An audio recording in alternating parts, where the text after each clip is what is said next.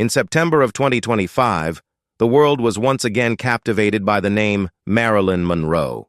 More than 60 years after her death, investigators and private detectives are calling for her body to be exhumed in a renewed probe into one of Hollywood's greatest mysteries. The announcement stirred headlines, reigniting debates that have smoldered since that fateful summer night in August of 1962, when the 36-year-old actress, often described as the ultimate screen siren, was discovered lifeless in her Los Angeles home. Officially, her passing was ruled a probable suicide by overdose, a conclusion that satisfied some but left many unsettled. Now, decades later, fresh claims suggest her death may not have been the result of despair or carelessness, but a carefully concealed murder tied to the highest levels of power in America. The new demand, put forward by seasoned investigators like Private Eye Jason Jensen, alleges that enough evidence exists to question the accepted narrative. Jensen and others argue that sinister signs point not to accident or suicide, but to assassination. According to their theory, Marilyn Monroe was silenced because she knew too much, because she was entangled with figures of immense influence, and because her very voice represented a threat to institutions far larger than herself. In their words, the truth must finally be ascertained, no matter the cost.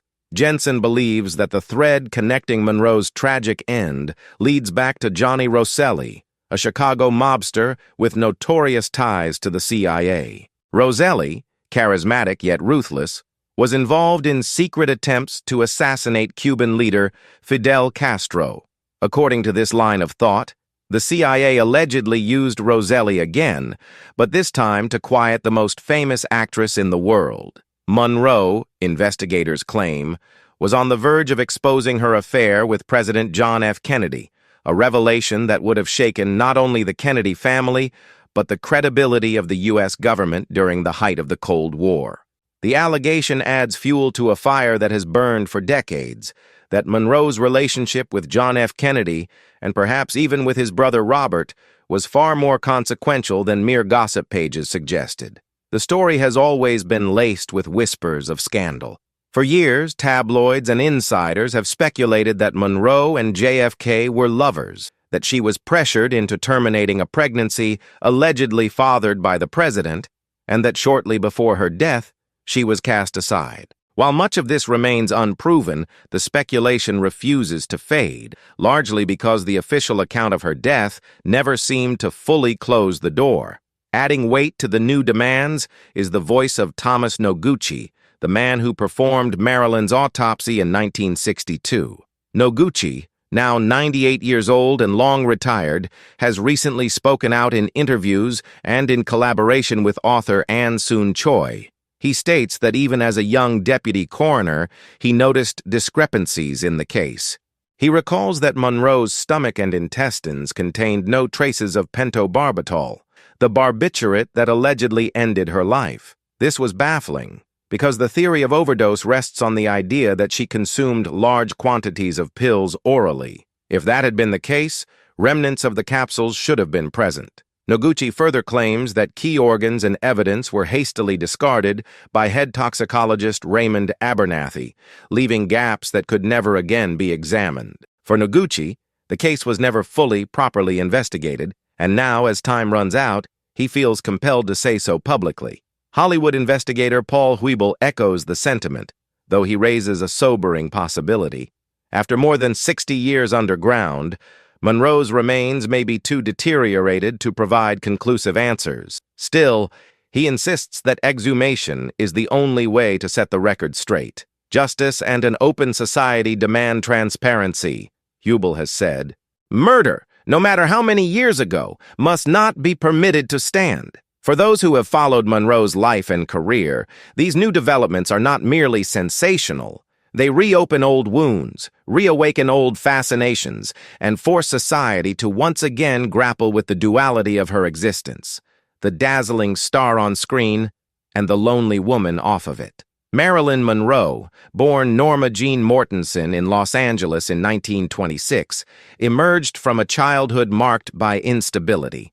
Raised in foster homes and orphanages after her mother was institutionalized, she grew up yearning for love, attention, and safety. That longing, many believe, became part of her magnetic appeal. When she reinvented herself as Marilyn Monroe, she became a global icon of glamour and sensuality. Her films, such as Gentlemen Prefer Blondes, The 7-Year Itch, and Some Like It Hot, turned her into one of the most bankable stars of her time. She was the epitome of Hollywood allure, the blonde bombshell who captivated audiences worldwide. But behind the glittering facade, Marilyn was often insecure, anxious, and deeply aware of her limitations. She struggled with stage fright, relied heavily on acting coaches, and sometimes clashed with directors. She was intelligent and ambitious, yearning to be taken seriously as an actress, not just as a pin-up girl. Her marriage to baseball legend Joe DiMaggio collapsed under the strain of fame and jealousy. Her subsequent marriage to playwright Arthur Miller brought her into intellectual circles, but ended in heartbreak. By the early 1960s, Marilyn was simultaneously one of the most famous women alive and one of the most fragile.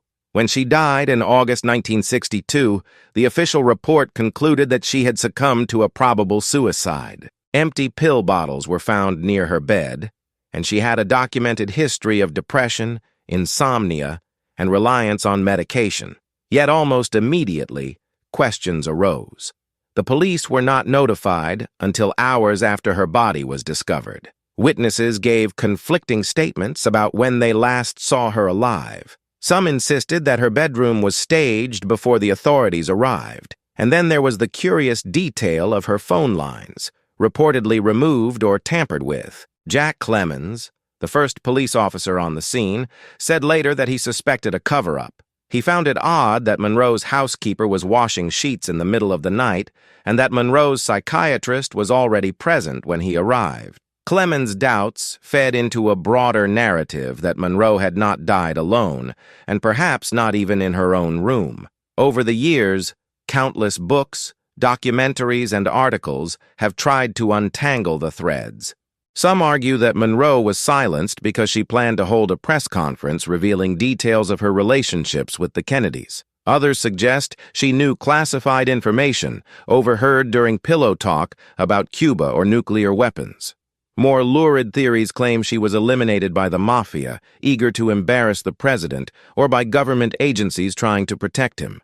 John Miner, an attorney who served as deputy district attorney in Los Angeles, once claimed he listened to secret recordings made by Monroe in the days before her death. In these tapes, she allegedly spoke with optimism about her future, planning to redecorate her home and begin new film projects. If true, the tone of those tapes contradicts the idea of imminent suicide. However, the tapes themselves have never surfaced, and Miner's credibility has been debated. Despite official reinvestigations, such as one in 1982 that reaffirmed suicide as the likely cause, the sense of unresolved mystery persists.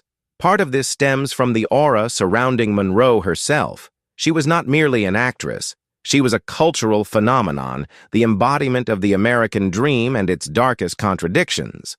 To accept that she died by her own hand seems to many too tragic and too simple an ending for a woman whose life was so much larger than life. The push for exhumation in 2025 is not entirely without precedent. In other celebrity cases, exhumations have been ordered decades later when new techniques of forensic science promised fresh insights. Advocates point out that today's toxicology is far more advanced than in 1962. DNA testing, chemical trace analysis, and tissue examination could, in theory, reveal residues or damage previously undetectable. Even degraded remains might contain clues hidden to earlier generations of pathologists. Still, opponents caution against disturbing her rest. They argue that exhumation after so long may yield little of value and risks sensationalizing her tragedy once more. They ask whether it is fair, after 6 decades, to unseal a tomb for answers that may never be found. And they question whether Monroe's legacy should continue to be defined by her death rather than her life and work. At the center of this debate is Thomas Noguchi, the coroner whose career spanned many of Hollywood's darkest chapters. Known as the coroner to the stars, Noguchi conducted autopsies on Robert F. Kennedy, Sharon Tate, Natalie Wood, and other famous figures. His reputation is both celebrated and controversial. In his memoirs, Noguchi has admitted that Monroe's case haunts him. As a young deputy at the time, he did not have full authority. Orders were made above him. Evidence was discarded without his consent, and he felt powerless to preserve every detail.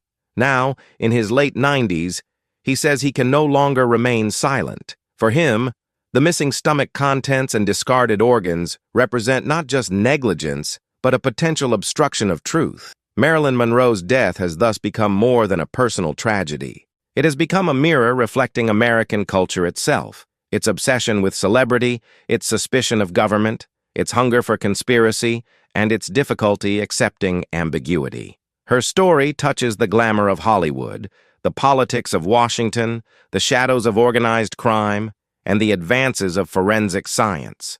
Each new generation rediscovers her, reinterprets her, and reopens the mystery. Visitors still flock to her crypt at Westwood Memorial Park in Los Angeles, leaving flowers, letters, and mementos. Her image adorns posters, T-shirts, coffee mugs. Her movies continue to be screened. Younger fans discover her through documentaries and social media, marveling at her luminous presence on screen. And yet, the question lingers. Who was Marilyn Monroe in her final hours?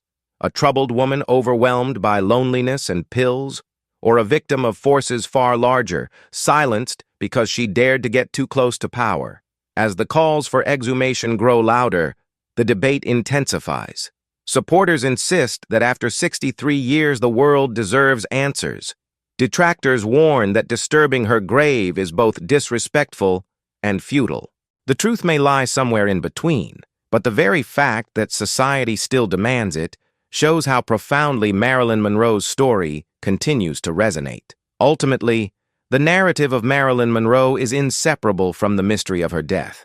Each new revelation, each claim by investigators, each statement by Thomas Noguchi reopens the case in the court of public opinion. Whether her body is exhumed or not, whether science yields new clues or silence, Marilyn Monroe remains what she always was, an enigma, a symbol, a woman whose life and death blurred the line between fantasy and reality.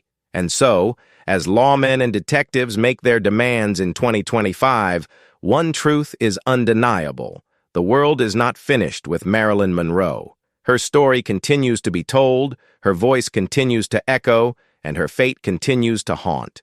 The search for answers may never end, but the pursuit itself has become part of her legend. 63 years after her passing, Marilyn Monroe remains as alive in the public imagination as she ever was on screen, forever frozen in time, forever mysterious, forever unforgettable.